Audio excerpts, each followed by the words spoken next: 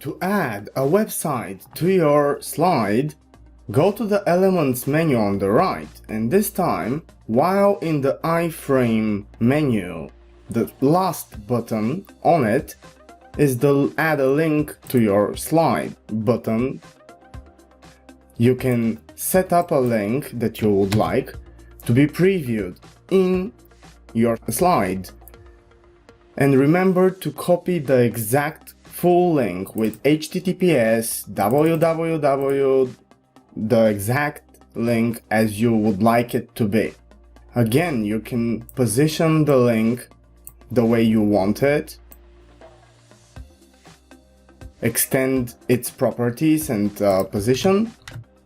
You can move it with the arrows on your keyboard, or you can position it and also determine its width. As we can see now, it's about 48%.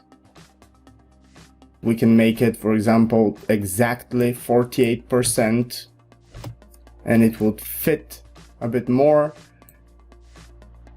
And we can make it exactly 95% here. And now position it with the arrows just a bit.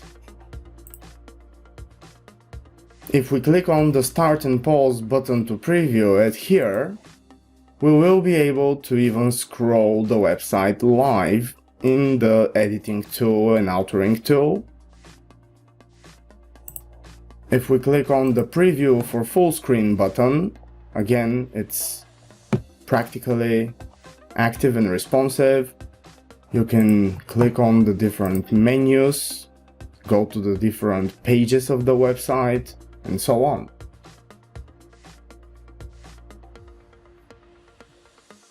When you're ready, save your progress to store any changes you have made